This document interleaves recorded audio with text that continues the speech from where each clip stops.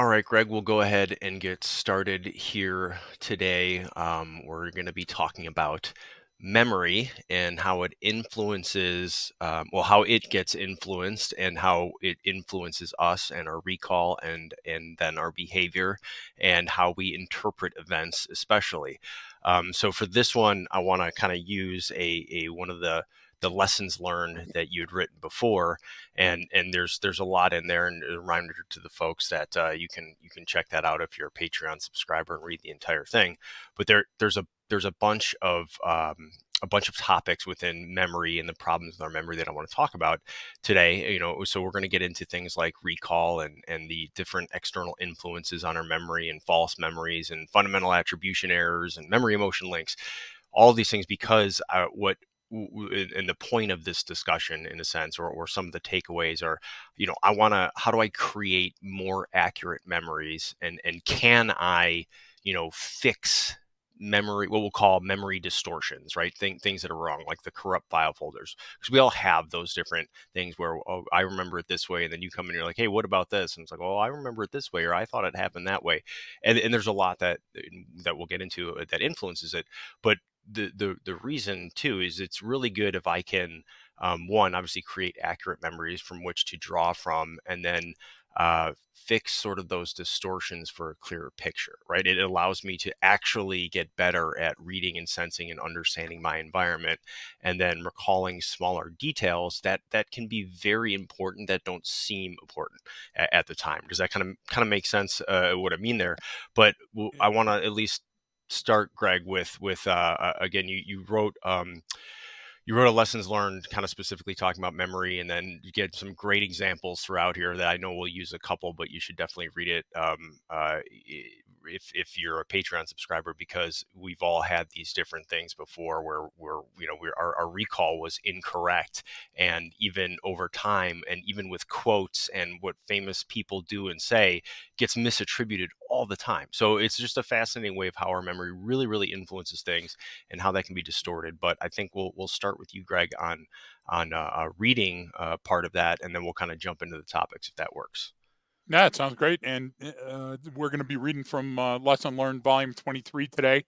A lot of great photos as well for the Patreon subscribers, and you can read the whole thing. And I'll just start with making lasting memories or making memories last. Distortions of memory are so common as to be the rule rather than the exception. And you should challenge every eyeball witness that testifies against you and confront any friend who reminds you of an incident you recall differently. There's a good chance one of you are mistaken. I got myself into hot water plenty of times when I inserted Shelley into a happy memory that occurred BS or before Shelley. Certainly, you've made a similar mistake. Confirmation bias allows you to swap your current significant other for the other person you're trying to forget, and soon a new memory replaces the old. Inside your head, the modified memory becomes your new reality. Your brain impacts the fidelity of a memory by incorporating emotion, perspective, and bias. Without proper training, that impact can be adverse. Whether you consciously or unconsciously distort a memory, the replacement memory will be the one that you recall. Memories are designed to be self serving, not an accurate historical record of your life. That's an important standard. Each time you access that memory, it becomes vulnerable to new external influences. When you're done with that memory, those influences have modified that original memory file folder. Electrochemical neurotransmitters at the synaptic cleft act like a librarian, accepting this new improved memory and then coding it for relevance, awaiting future recall. Memories also help us free up essential operating space in the brain by clustering similar information. Memories that have memory and emotion links allow us to use the theory of close enough, equating information that's relevant to the current or future operations rather than us having to relive every life experience as if the incident was new or novel. Template matches occur when the memory is exact, like a one to one photograph of identical items. A prototypical match occurs when the information presented illustrates the typical qualities of the original item or impression. And correcting false memories. When you're uh, archiving information for potential future use, you distill the incident into usable chunks. These bits of information are tucked away in a series of common or prototype file folders so that you can retrieve them faster. The information will be more accurate when you link them to emotion like fear, hate, anger, or a smell, touch, taste, sound. Each time they're accessed. Your memories undergo an update where your brain chooses to purge duplicitous or irrelevant information. In my memory, I had replaced someone else with Shelley because I wanted Shelley to have been the one with me during all those beautiful and happy occurrences. And let's talk about finally fundamental attribution errors. The reality of a flawed memory and imperfect first impression leading to distorted recall are more easily understood if you take attribution errors into account. Our egos and personalities, they act as filters applied when making judgments about folks we meet. Humans tend to overly value our own personality based explanations for the behavior of others that we encounter, and we undervalue the potential external factors that likely account for the observed behavioral traits.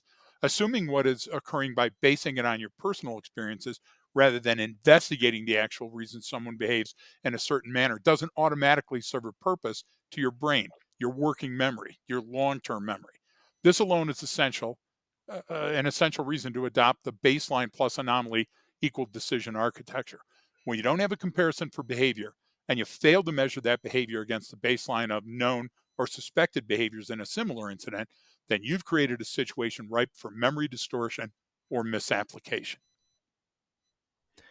So that's the kind of intro to everything that you kind of then dove into on that lessons learned. But Yeah, just within that, I wanted to share that with everyone because there's so much that we can pull apart in there, and I like the way some of you sum this up in some of these examples, especially the inserting the Shelley into a memory that didn't happen. I've done that before with McKaylee, where right. it's like oh man, yeah, I love this place. Remember when we went here and we had that great meal? And she's like, yeah, I've never been here before. That wasn't me. And I'm like, okay, well, I guess dinner's not going to be very good tonight. My bad.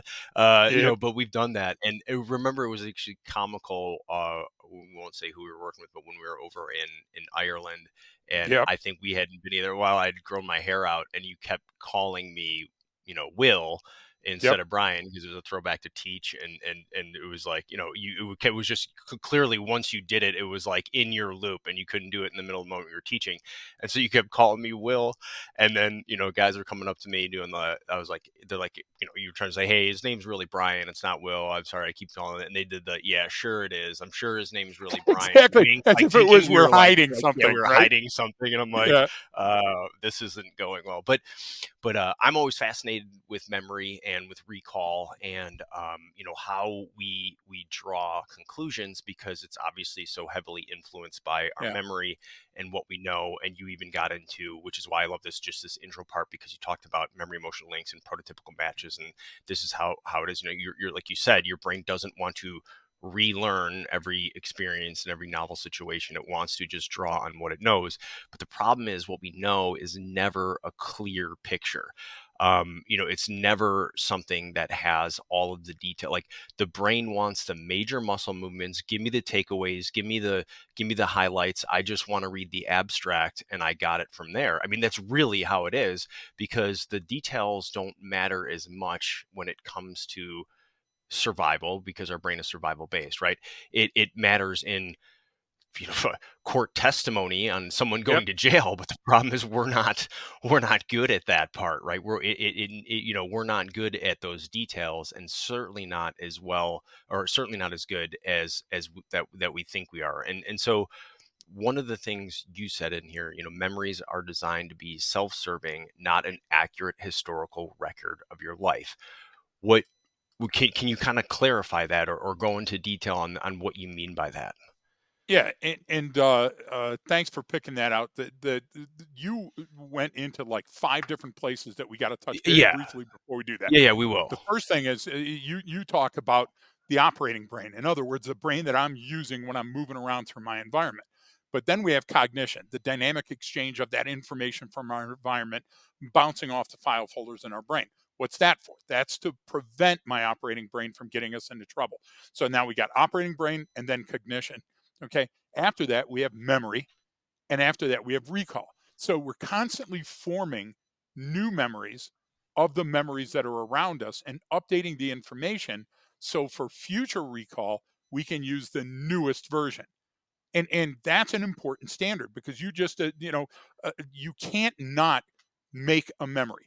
So memories can occur rather intentionally and deliberately, where you're saying, fuck, that's important. Okay. Or Yeah. they can Yeah. occur naturally when you walk by something and go, ooh, piece of candy. And then even idly, when you're sitting around your home and the wind blows outside and creates a sound that maybe you haven't heard before, or you associate with the UPS driver coming up a dirt road, whatever that is, this is constantly in motion. And so your brain, while decoding, is constantly using imagery, visual, sound, taste, smell, and it's examining it, comparing it, processing it, assimilating it into the existing file folders, or they coalesce to create a new file folder. Now, while you're sitting there, those file folders are comparing each other. Hey, I got a piece of candy here. And the other guy goes, no, no, Pez isn't considered candy. And another file folder is going, hell yeah, it is. That's constantly going on inside your head. Now, Brian, your operating brain isn't considering that. That's the background motion of your file folders and your file cabinets, making sure that the Mhm. next memory you need is ready and it's accurate. Does that make sense? Yeah. Yeah, no, I get what you're saying. It caches essential information, and, Exactly. that's what it's just like on your computer, you don't you so I have a Mac, and it uploads everything to the iCloud, and so what'll happen is if I don't go into a folder for a really long time, Yep. it automatically has uploaded that to save space on my physical hard drive and the operating system, right, for the computer. So I literally have to go, no, no, that's an old document I haven't opened in 2 years, but I need to download that, and it takes a Right. second. It has to download it from the cloud. But the idea is it's kind of similar how your brain works, and since there's only so much. I heard a great example. I don't know where it came from, but it was like the college campus, library example where you go to a college campus, they always have massive libraries, Yep. there's historical texts in there, all kinds of different stuff. You could find, almost every book imaginable, right? But because there's so many of the same classes that require the same books every single year, you could take 10% of it, put it right at the front, and that would be like 90% of the traffic in that library. You don't ever really go back deep into there unless you're going for something specific. It's the Right. same thing. So it's like it caches everything up front for that recall. And then what you kind of broke it down as too is sort of like the operating brain versus the cognitive kind of side of things. And so I would look at it as that cache is sort of like that operating brain. What do I need right now? And then, you know what, when we have the time or I'm doing something specific, I can go deeper into those rows. I can go Right. back into that far corner that, I haven't been in the library before or haven't been in a really, really, really long time and go, oh yeah, there's some great stuff here. We got to dust this off and use that. And so when I look at it that way, it's kind of like, it helps me understand why things get sort of thrown at me where I get the solution or the answer, what I think is, faster really than that cognitive brain can really work.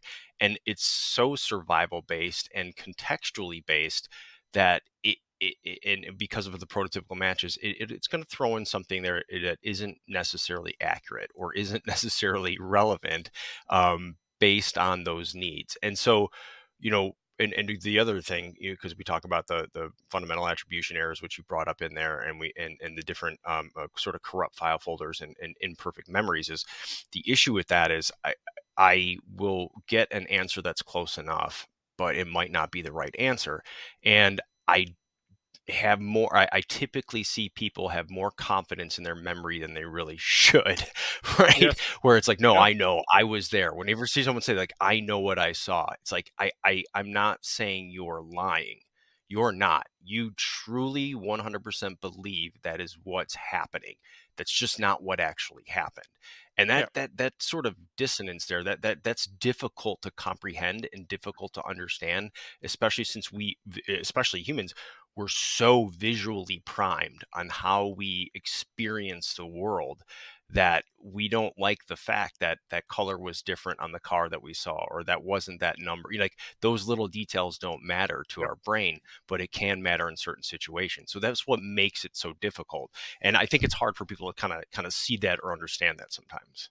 Yeah, and so let's discuss space time very briefly. When you were talking about walking back further into the library, that takes nanoseconds. So while you're embroiled in an argument and a conversation, all of a sudden your mouth says words you're not even thinking of. And another thing, in 1967, when you did, okay, What's happening is your operating brain is in the moment, but your file folders, okay, they're back there, and your hippocampus is a hippo on campus running through those file cabinets and looking for relevant information. Now, sometimes it comes up on an empty file folder or a corrupt one, but it can't stop in time because it's throwing those up there so your neocortex can take a look at it and go, well, that's a good argument. And remember, file folders store sense memories, but that's not their only function. They're not just storage facilities. What they're doing is constantly spread loading the information to the corticals to related file folders so you can make a match when it's not that obvious. And file folders interact with other file folders, creating these relationships that give us additional layers of meaning in emotion. For example, you go to a restaurant. I remember a restaurant that Shelly and I used to love because her parents turned me on to it a long time ago, maybe probably 40 years ago now. And I told Sean Clemens that he took his wife there and he goes, oh, it's really great. And it's called Bruno's. Brian, I hope we get to stop there when we're in Sterling Heights because it's in Madison Heights in Michigan, right down the road. And when you first come in, that hint of garlic and a live played piano just set the ambiance.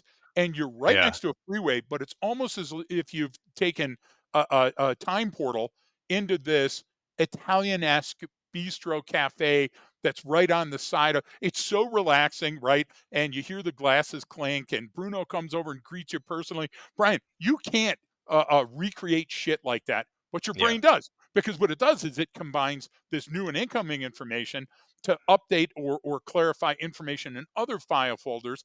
And then guess what? It creates new file folders for that experience. So you're exactly right. I got a letter, I think it was from LinkedIn.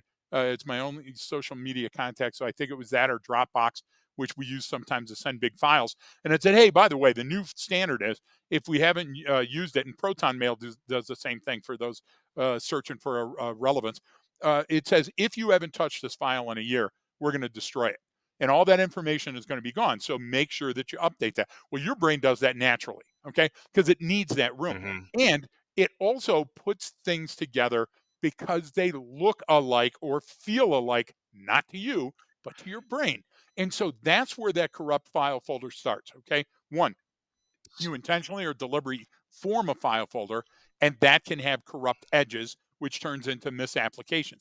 Or your brain is trying to be very, very helpful, and it goes, "Ooh, that's a Hmm. smell. Let's put it in with the smell category." And you don't have editing rights, so what's Yeah. going to come up, in the moment with that operating brain is going to be what's going to come up. And you made an excellent argument. Can we create or fix file flows? Well, can we create them? Obviously.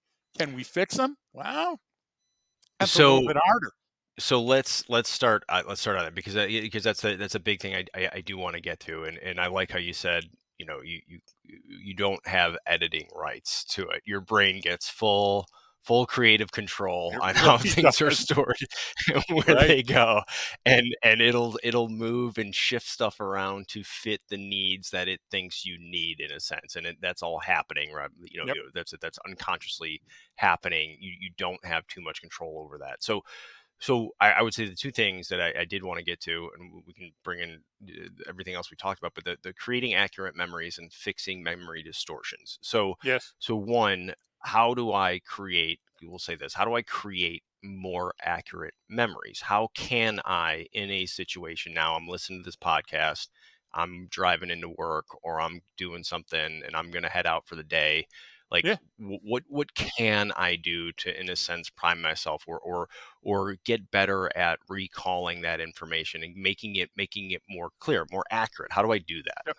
Yep. So two words, Bruce Springsteen. So two more words, Thunder Road. I know every single word of Thunder Road, and I could sing it right here in its entirety and not miss a beat. I have no idea why that happened. Okay. But I do know what happened.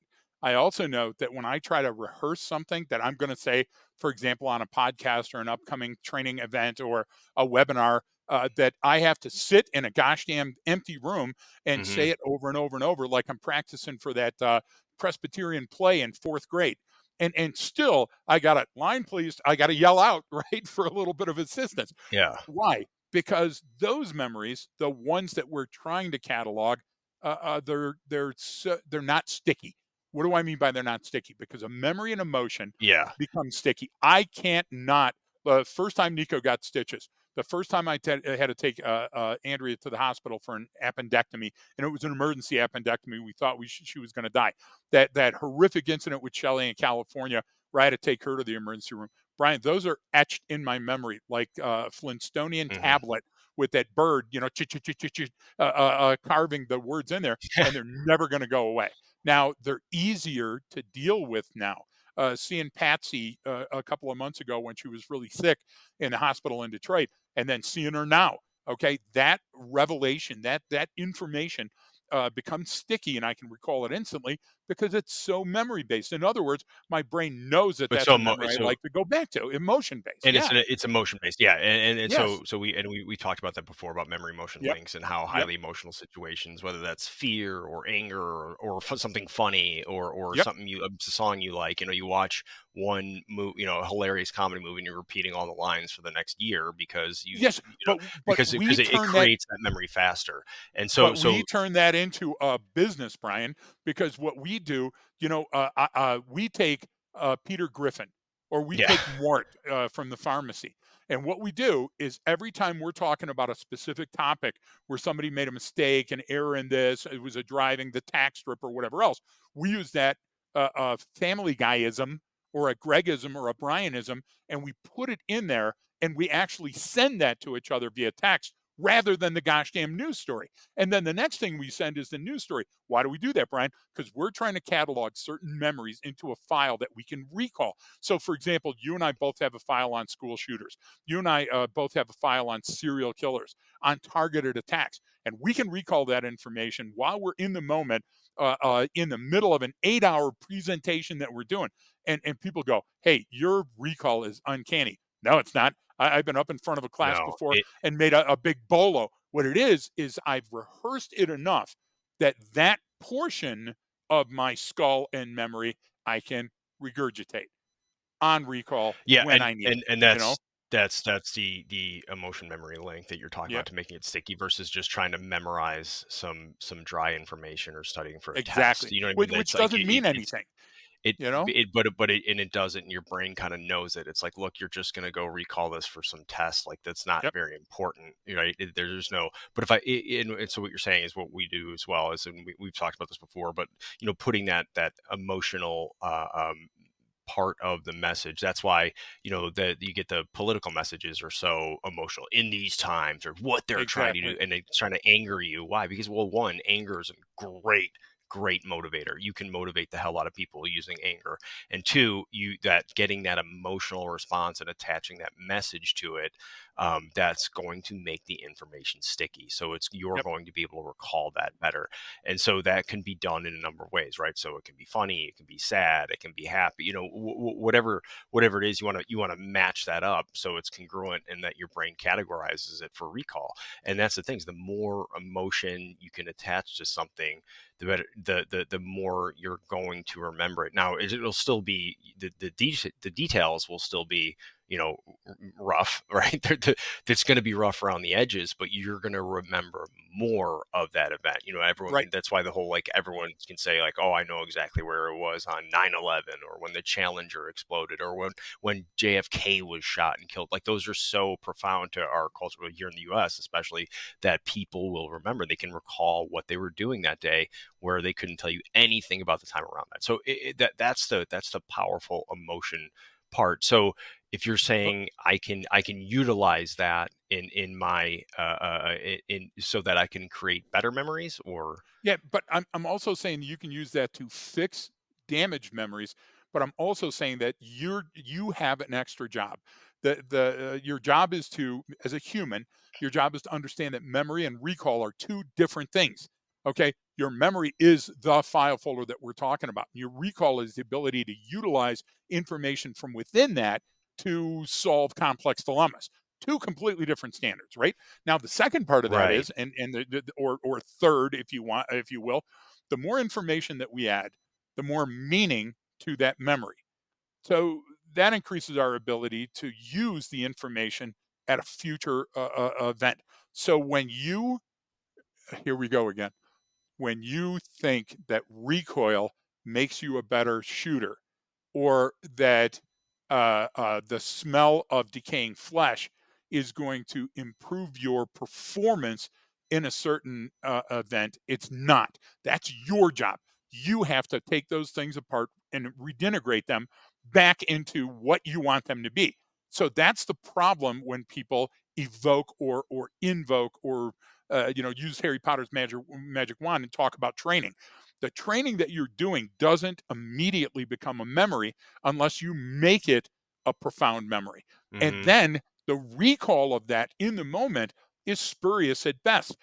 Look, you can work out at the gym all your life and then still be startled and overwhelmed by a surprise ambush attack. Those things can exist in the same space. That's what we're not talking about. So I'm saying that as we create cognitive fidelity inside the brain, that's equally as important as doing a curl, a push up, running and gunning on the range. And we're not there yet as a human culture. Because what we say is, let's engage active listening. Well, that's a good bullet point, Brian, but none of us do it because what we're doing is we're going, I've got that and another thing moment or my memory that I want to insert and I want to talk about myself. I want to snipe your comments and insert mine. Well, why is that happening? That's happening because our ego is very important, not to the world around us, but to us. And we think that our inflated or elevated position within the tribe is hugely important. And that's why we update file folders wrong. We always put ourselves at the center. We always think we're the ones that make the Okay, difference. so that But, that right? that's that's a good point on kind of how they become corrupt because Yep. we were talking about how do I improve how do I create more accurate memories and that obviously we talk about the emotion based stuff and Yeah. how to listening and versus doing something versus actually participating and then what you're talking about there is like we all human beings, I don't care who you are, have a very egocentric viewpoint. It's how we've survived as humans, right? We have to look out for ourselves, Yep. otherwise we probably would have died a long time ago. But the Yep. idea is so when we do, especially even the recall or thinking of something, it's we're always that sort of center of we're the protagonists in our life in our story. That's how it Exactly. works. And so if I recall things that way, it's sort of already putting that sort of bias on it, and it's already clouding how I look at things. And so if I just always make it about me, then it can be difficult to use that information when it's necessary. So like for example, I was showing the insurgent when Max was even younger. He was only a few months old. It's like, okay, like this is how one thing you have to worry about is he's moving around now. He's going to put everything in his mouth so Yep. babies can choke, right? And this is how you can, if he's choking, this is what it'll look like, if it sound like, and if it's still coughing, it's fine. And then this is what you can do. And I showed her, I was holding Max, and then she's like, okay, got it. And I was like, all right, here. And I literally handed her the baby and I was like, stick your finger in his mouth and see what that's like. And she's like, what? I was like, yeah, he'll be fine. And so she's like, putting your finger, then he's like Yep. doing this, like, what the hell are you doing, man? Like, this is annoying, right? And like, so she's like, I was like, yeah, see how it's tough and he's going to want to squirm and fight back. I go, oh, now how do you, how do you do that? How do you hold him over on his stomach and then strike his back like you're supposed? So she's like, okay, well, like this. I was like, yeah, now do it. And she's like, well, what do you mean? You want me to hold? I was like, Exactly. yes. I was like, I don't want the first time you're doing this to be in an emergency situation. But you see, now you felt the weight. Now you know it. And here's what he's going to do. And I, instead of having it focus on her and her actions, I was like, look at the baby. This is what you do. Make it about him, right? See how he's moving this way versus his weight's going to come down here, or do it over the bed in case you drop him. Then he's just going to fall on your bed. And she's like, oh, okay, I see. Now practice it. She's like, you want me to hit him in the back? I was like, well, not hard. You know what I mean? Like, and Exactly. and We're not uh going to and stick a but but Lego in but his but mouth the just for. Exactly. Right. but Right.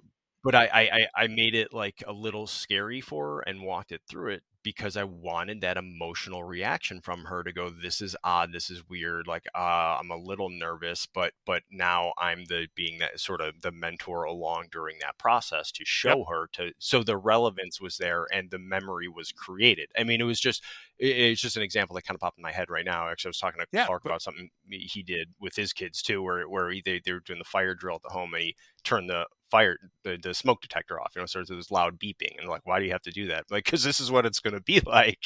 You yeah, have to know that. You know what I mean? So there's certain elements that you can add in just to create enough of an emotional type of reaction when you're tying that information to it, and that will, in a sense, make that memory better, right? It'll make it right. more accurate. But let's add a couple of things from the cognitive file. And again, cognitive is the dynamic exchange of information from an environment to that file folder. So let's take what you and Clark did and make it even better. Let's take what you did with the insurgent with Max and make it better. Brian, I would tell you go to Home Depot and get construction paper is much cheaper than file folders or index cards of different colors, and get them and get a big black magic marker or a colored marker that'll contrast with those individual pieces. And on each one of them, write call 911, check airway, position baby. Okay, put all the individual steps of the skill that you want to use. Now, also take a pair of scissors, and one is round, and one is square, and one is trapezoidal, and one is a pyramid. I don't want the edges to fit together because you can't solve for X just by making them fit. You see? And what I want to do is I want to flip them over and say, now take a look at those cards and put them in the correct order. And I want a conundrum. I want one card that can fit in more than one place. Well, to call 911. If I'm occupied, that may have to wait. Or I may have to yell someone, go call 911, and have that discussion while you're doing the other discussion. What you just did is you took the physical, the physiological, the psychological, and added them to the cognition of the memory. Now, what you didn't build is emotion, you built fidelity. You built granularity to that emotion or to that memory, rather. And so now, when you recall, Brian, and each time we update, let's say that 6 months, then at 9 months, then at a year and a half, 18 months, okay, we're going to review that skill set. Hey, do you remember that skill set? Well, guess what I'm going to do? I'm going to pull those cards out of the manila envelope, the file folder, and we're going to play that game again. And now Max is a little older, so the situation has changed. We're going to update it, Brian. See, the idea is that you're onto something because memory to emotion link is huge. But when we think that memory and emotion link is all, that's like saying memory and recall are the same. Right. So we have to work at it, Brian. We have to So consciously go after these memories and make them better. so your example about the index cards, but cut up and different Yep. colors and, in different shapes with the steps on them, it's not always, well, it's not a linear process. We like to put, as humans, we like to put everything in a linear process, right? We Yes. want to say, okay, first I do the A, then I do B, then I do C. One, that's not how real life situations are always going to play out. Well, simple ones will, Exactly. right? I mean, so, and okay, great. But complex situations don't play out like that. And your brain doesn't need it like that all the time. Meaning, it's because what you just did, or correct me if I'm wrong here, right? What you just described is sort of deconstructing an event and the steps within the event so that I understand my brain goes, well, they can go in different order sometimes. It doesn't always Yep. have to be this, then this, then this. It's not a squared plus b squared equals c squared. That's great for a math problem. Okay. But that's not what we're dealing with here. There's a complex situation. So now what you, to me, you gave an analogy in a sense of how your brain can recalls information. It'll access it in a non sequitur manner, and it will Exactly. put it together based on, if I train that way, if I look at situations that way, it'll allow me to draw on and recall more memories. It will allow me to link those together in ways that otherwise I wouldn't have, but are really really essential and great for gaining insight and arriving at good conclusions and drawing on other experiences outside of the specific Precisely. one I'm in. And Precisely. that exercise is a great one. We've actually never really talked about that one before, because I like how you did, you get the different colored index cards and then cutting them into different shapes. That's Yep. how file folders are in a sense. Now it still says call 911 on Yep. it, but it doesn't matter where that fits in. It's where And it does it doesn't fit in. immediately fit, does it? That's No, the key. You're exactly right. and can you and how do you put this together given the set of circumstances that you have in front of you? Yes. Not some sterile, like I said, like it, taking a test, a math problem. Okay, well that's a different type of recall that you need to do, and there's a different Yep. type of rote memory that you can have and do things. Like how many people do you know that like can do really well on tests, and then when you try to get them to like Solo. immediately sort of conceptualize the information and they can't. They Yep. can just Yep. recall facts. Like there's a lot of folks like that too. And you see that with the influence of the academic community in different training things, different areas where it's like, okay, how many times you see me say before? I was like, yeah, awesome. You're really good at naming things. Good job. Yes. You're awesome That's at naming everything. Like exactly. fuck, you can't fucking go do it. You don't actually understand what you're talking about. You're just naming everything you see here and going, there's a name for that. There's a name for that. It's like, cool. Exactly. I don't give a shit about what the name is. I care Right. about doing it You're a and walking conceptualizing the dictionary and a information. thesaurus, but that doesn't make you any more relevant as an operator. And at the So end of the day, that's yeah, what we're trying to build, isn't it? yeah. Well, and that's the idea. As a, how do you create a better human sensor? Well, Yes. this is one by creating accurate memories, by conceptualizing information in manner that I haven't done before in the past by your index card or construction paper example. I You're mean, that's the exactly thing. right. Throw it all out on the floor and then redenigrate it in a different manner for what you have. But if you really learn each one of those steps, then you're good no matter what order they need to go in. It doesn't really matter. It's I have this capability. So this is how we can sort of create going forward accurate memories. But one of the things you brought up, and I want to know, I'll kind of get your opinion and how we do that is, Sure. fixing memory distortions. Like Yep. wait, when I look back on something, can I fix something that happened in the past in a sense so that I can use it better in the future, right? Because that's Yep. one, obviously, you're talking about something that's difficult to do that will create some cognitive dissonance when I say, well, no, that's not what happened to you, Greg. And you're like, yeah, I was effing there, man. I know what happened. It's like, well, you know the emotion that you felt, Exactly. some major muscle movements, but here's what actually occurred. So can I do that? Can we Yep. actually do that as humans? Yeah. And yes is the answer. And a great discussion we had. Brian and I were on a project with DARPA and working Shauna Bashana with SRI for 18 months. And we met a lot of doctors, scientists, and geniuses during that 18 months. And we have our entire careers. But one of Yeah, the yeah. things that was funny from each of these groups, JAIDA, JFCOM, Fight JCTD, DARPA, and stuff that we did, is they all hate SMEs. And they'll tell you right up front. And the same thing is why they hate SMEs, because when they ask you a Subject matter question, experts, you're you talking about to say, me. a Yeah, subject matter expert, you'll always say, well, it depends. And then you start giving conditions. And a scientist doesn't want that. A scientist wants yes or no, right or wrong, now or later. And a subject matter expert operationalizes that information and puts it into context. Well, that is different from a squared plus b squared equals c squared because it doesn't end with a question mark. And so, yes, you could do it, but it's going to take time. And let me give you an example of that. So, I was watching a couple of years ago a shooting competition, and it had the top female shooter. She was the fastest to put a bullet on a target of all the other females in the United States. It was not an international competition. And so she's standing on the line. She got her hands on her earmuffs up by her ears, for the sound. And all of a sudden, the targets flip. They come up, and she doesn't fire a shot. And they call alibi, stop. And then the woman looks back and goes, I didn't hear the horn. And the guy said, well, we didn't do a horn. And she goes, well, I have conditioned that I put my yep, hands up when the horn goes, the targets flip. Okay, Brian, that conditioning took precedence over yep, in real time the targets facing her. And you're yep, going, well, we got to fix that. Well, yeah. And we got to fix it in the context, not that she's going to lose because of time, but that she's going to lose on the street.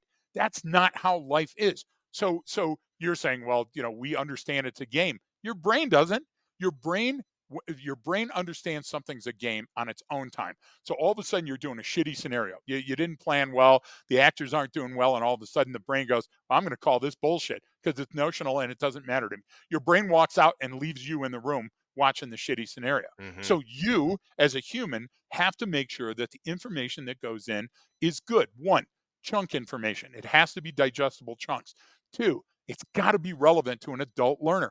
Kids are different. We don't have the time to talk about all the You're differences right. between adults and kids, right? That, But adults have to that know that the information that you're putting in there is relevant to an operation they'll actually encounter. and there's obviously there's difference between kids learning versus adult learning when you're teaching Exactly. them, but at the same time learning is still learning, right? Meaning Exactly. meaning you because what people go too far into sometimes, it's like, well, you have to use this adult learning model, you have to gauge them this way, and I'm like, N no, you fucking don't sometimes. Like, sometimes I can throw the Legos on the table and start going getting everyone excited and go, "You do this and you do that." Now Right. it's up to me as the person teaching it to tie this game to the concepts we're going over, but that's the same thing as a kid. So we don't necessarily learn that differently. We're just taught differently. And I think that's our biggest fight with some people who are like to say, well, no, this is how it has to be, and it has to be like this. It's like, well, no, it doesn't. I can leave some things out and get them to go, well, wait a minute, what's that over there? And I go, we'll get to that. It's like, you know what I mean? Like, well, how come we Exactly. don't have that? I don't know. You tell me. I can't give you every answer. I can give you prompts, but it's no different than kids about why do we use the different cell colors and loud stuff and videos and music? It's like that's Exactly. how your brain learns. Like Multimodal. you have to take that Exactly. you and that's no different than that's how kids learn too. That's look at Yep. every kids little programming they have on YouTube and TV with all the different colors and happy voices and Yep. we bring in the stuffed animals and we do and it's like, why? Because you get your Coco brain's Melon, going, Masha ooh, and the this is Bear. interesting. Exactly. Yeah. Exactly. So I think that's another thing. So but I want to kind of getting off on how we No, learning. you're It's about, it, when I it did ask about fixing those right. memory distortions, right? So so look, Is let's try to focus on that. if this is my file folder in real time, it has all the elements of a file folder. The problem is it doesn't have a tab, and the tab has to be big as a dry erase board because there's a whole bunch of subsections that are in there. So if this is shooting, then there has to be internal terminal ballistic, external ballistic, wind velocity, Coriolis effect. All of those things have to be subtopics, and this file folder gets a lot bigger, even though inside the information we're trying to convey is the size of a gosh damn postage stamp. The other thing is that this has rigid edges. I'm holding up a file folder and tapping all Hmm. the edges on it. Okay. Your brain's memory doesn't have rigid edges. As a matter of fact, the entire reason we have myelination is so that you can use those axons and dendrites over and over and over again, and they don't lose their power, and they can connect in different manners. And again, the Wonkavator in forward and backwards and upwards and downwards and sidewards, and all the different ways that connections can be made. And true cognition is being able to see those connections and reinforce some and delete other ones. Now, again, your brain has editing, right? So it's going to do that for you. But the reason that you and I sometimes argue about what let's call it sloppy training, we have an advisor, a person that builds education and training for a living. That's what they do, and they know all the elements that have to happen there. But you know what? Ugluk and Mukhtar, when the journeyman was trying to teach that basic cave guy how to sharpen that stone, he didn't Yeah. know all that information. And he still was able to convey the essential elements of that skill so the tribe would survive.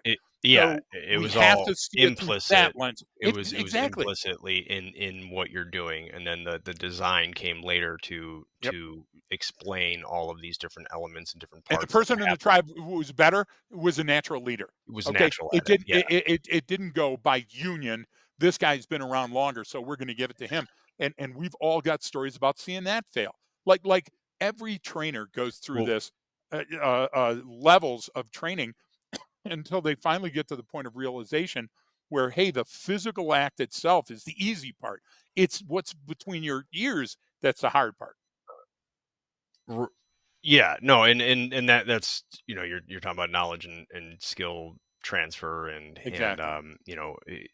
developing, some sort of expertise or journeyman level kind of, but it, how how can I fix memory distortions? Like, can I Yes. go back and look at things and go, "Oh, wait a minute, like how what's a way that I can do that in a sense? Can I go back and go, yeah, almost like an after action review and go, "Oh, wait a minute. Like, you know what? I missed this element over here, and Right. that's why I jumped to it." Is it something almost that simple, or is Nah, it it's is not it is simple, it but create you're right yeah. on.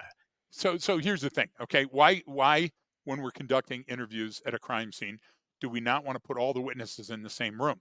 Because Oh, we yeah. understand Great that their memories are going to taint other memories. great example. So number one, don't allow your memory to be tainted. Write down, draw, take photos of those things in the moment that are going to be essential for you. If you're a cook, if you're a chef, if you're an artist of some kind, if you're making music, record that stuff as you're doing it so you can play it back. Sorry about that, and recall and modify it later. Because if I don't have a left and right lateral limit for my memory, distortions will occur.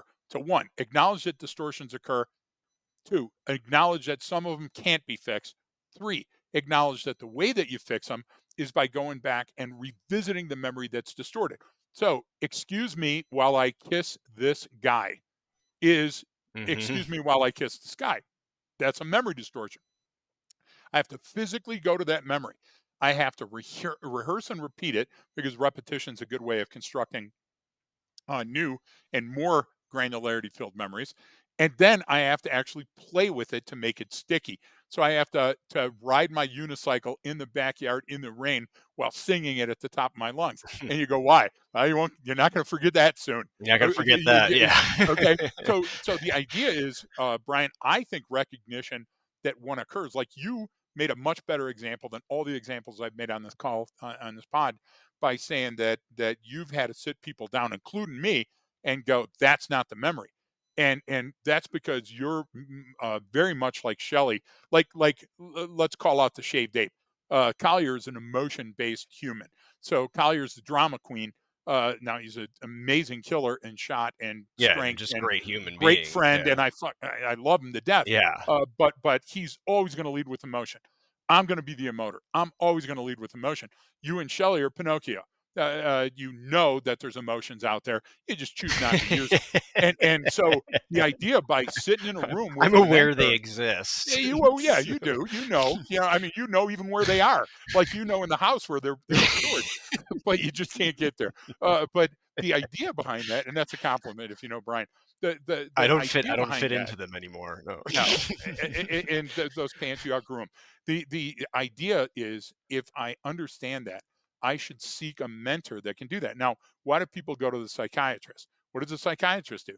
They unpack Right. broken memories and refill them. They redintegrate them, redintegrate them. I pronounced that wrong for 40 years in the appropriate way. So, look, we all have a gestalt memory. Dig deep, folks. Go study. And a gestalt memory is that we put that fourth leg on the chair.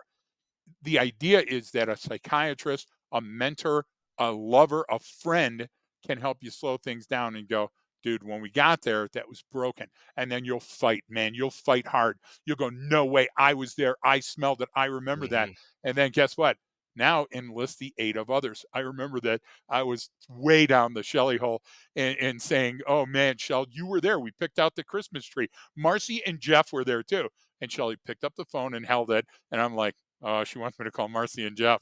And the worst thing about a good memory like that, Brian, is a witness. And so Yeah, Jeff and Marcy are both on speakerphone, and they're going, "No, Greg, that was with your wife before Shelley." BS, and that's where the yeah, term BS came from.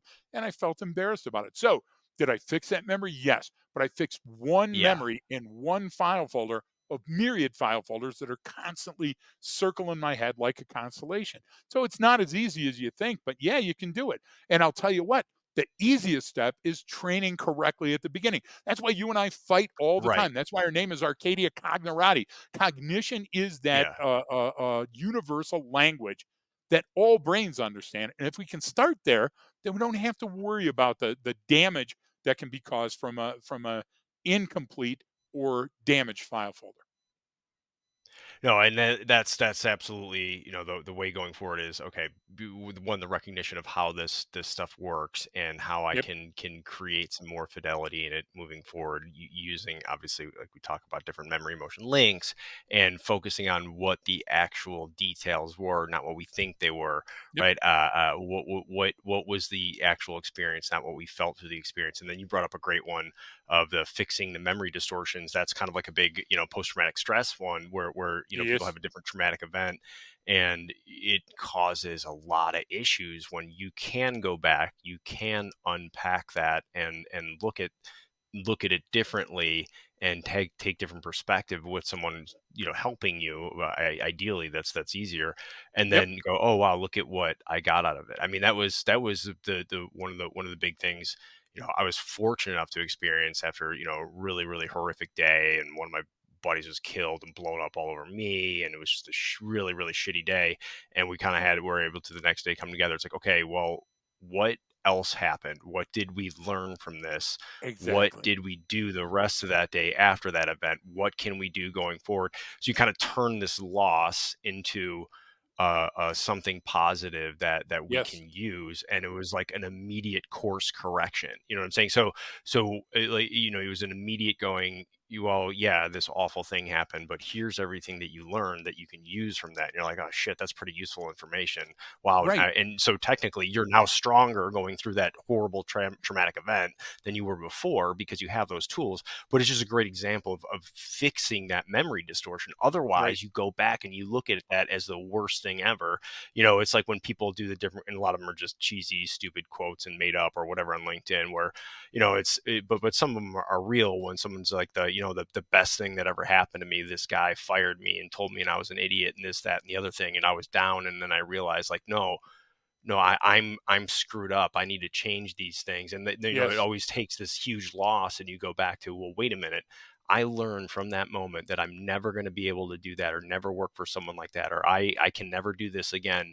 And now I'm successful for that negative experience. So Yes. I think that that's just in general a great way of looking at fixing So those memories. so let's argue about the name fixing, Okay. Yeah. amending, adopting, Yeah. right?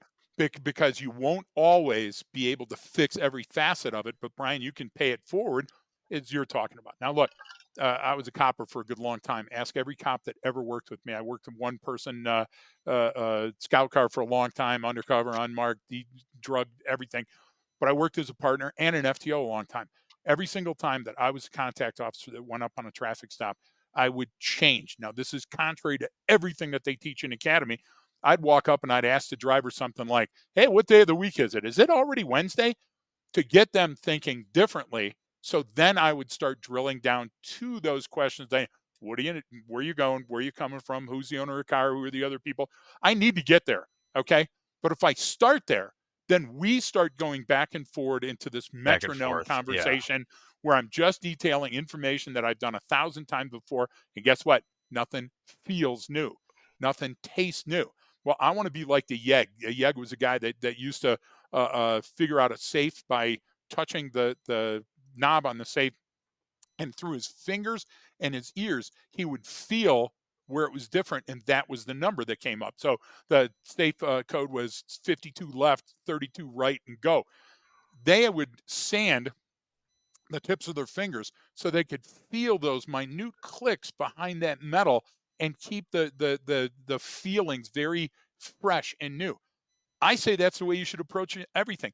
If you're going to build a file folder for this traffic stop and this person, make it fresh and new. When you walk up and go, "Hey, nice car. What do they call that color?" And the guy goes, "Red." Oh, I thought maybe it was like cinnamon. Yeah. I'm going a place. Do you see what I'm Yeah. trying to Yeah. say? Yeah. That they Yeah. didn't expect to go, and then I'm naturally going to get there, Brian. I mean that's my goal. Why am I saying that? Because now that nuanced information is going to help that sense memory for that specific situation be just a little bit different, and then my brain will do the rest. It will pack information in it, and you know that you've seen me operate when we call people on the range or in real life when we're tracking them through a crowd. We say glasses guy. You know what I'm saying? Blue hair, cane guy. We come up with very simple thing to help us categorize that person, and then that creates the big basic file folder, and then we start dumping information into it. And it's information we wrote, information we thought, all those other things. And then you're talking about the final process, which I love, is excising ridiculous or duplicitous information through an after action review, through sitting down. And sometimes we do that at a funeral, at the wake of a funeral. Sometimes we Right. do that at a bar or a restaurant. The venue doesn't matter as much as the content. The content is other like minded people can't lead you to the decision. They have to challenge you and go, no, I think it was 4 shots. Well, how did that happen? And you're saying, wait a minute, you just said not put the witnesses in the room. Now, I've already done the interviews. We've already written the reports. Now we're going to walk through it to see what usable chunks of information from that memory and that incident that we can pay forward. Yeah, no, and then those are all great examples, and those are ways we do them sort of naturally too. Like you brought up the wake at a funeral. I mean, that's Yep. our way sociologically to heal and to move on and to remember that person because we want to be remembered too when we die and live on. So it's our way of it's our coping mechanism. Every Yep. society, every culture has throughout history, even probably predating Homo sapiens, even there's finding evidence of have had some sort of ritual where that you do that, and it's to serve those purposes. It's for the purpose of memory, which is really paying it forward, like you talked about earlier, and going on and saying, well, was their contribution, and this is why you do things in your life because you're contributing to the tribe, and we're going to remember you and your contributions later, and then we can fix those things, like you said. Well, remember when he did this, and that was kind of dumb. It's like, yeah, but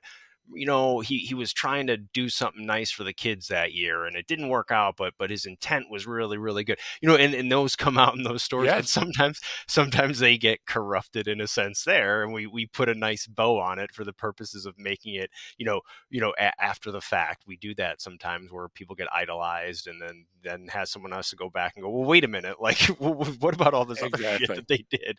So I like that example because it's a great way of looking at memories, and how they are altered in a sense, and I too for appreciate correcting. It's not fixing, but it's influencing and modifying in this. Exactly. That's Amending. fixing There's a probably thousand isn't the best way. Yeah, companion word. Yeah. but Yeah. fixing isn't. It's not slap the table and, oh, good, that one's good. It's like, well, it's Go not on. really how it Exactly. works. So let me throw Yeah. a wild card at you. Right now, if you're still listening, you're a fan, and we love you, because nobody's going to put up with this much Yes. abuse in their brain for this long without Yeah. being a fan. Yeah. I want everybody listening to understand how the so what here, the bottom line up front of memories. I can use a memory for predictive analysis. Why? Because my Hmm. emotions are similar to all other emotions, and if they're not, they're anomalous, and I have to investigate it. So, what am I saying? The talk that we have at that wake, grief, fear, understanding emotions, is going to help us figure out why Jim put his uniform on, went to the Sally port with his own car, parked it, and shot himself at work, because Jim was looking for one more time that feeling of belonging to that tribe at that level. And he was familiar with that place. He knew that. And he knew that there would be reverence when the people found him and they took him out of that car and they were going to go, hey, this is Jim. And that's why Mary did the same thing and went back and, shot up her elementary school. Why? Because she went there, and that was a function of her memories where she remembered just one more time wanted to be pushed on a slide by that cute boy that liked her or whatever. Okay, you construct all those different things, and it's not a Hollywood movie. That's how your Hmm. brain works. So you're moving forward in your life or stagnating, neutral gets you nowhere, based on those memories, not just a memory and emotion link, based on those memories and your ability to recall the information correctly and synopsize it and say, I can apply that here.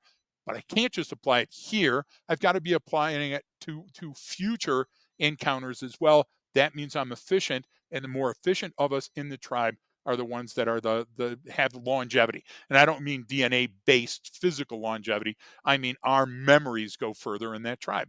The stuff you leave behind is going to return to dust in 100 years. Nobody's going to remember. But if you leave behind a book or a song or a impression on a group of people, Brian, that you Yeah. influence to do something, those are going to outlast all of us. Yeah, That's the key. that's So you know what? Why are we trying to fix those broken memories? Because it's the right thing to do to make sure that we have a tabula rasa, a clean slate to go into each new file folder. yeah, no, I think that's a good place to end on the so what, on the why, or the not just the so what, because we got into that, but the why it's Yeah. important. What why does that matter? And How can it matter even more? yeah, I agree. I agree yeah. with you. And it's just part of that human condition. And then yeah, like you just said, I mean, that's how you want to live forever. Well, if you influence people and you leave Exactly. your mark on them, you will. And that can be good or that can be bad, but you Yep. absolutely will. And that's how it kind of works. But no, this is a good discussion on memory. I enjoyed it, so hopefully hopefully the I thought it was listeners did. grueling.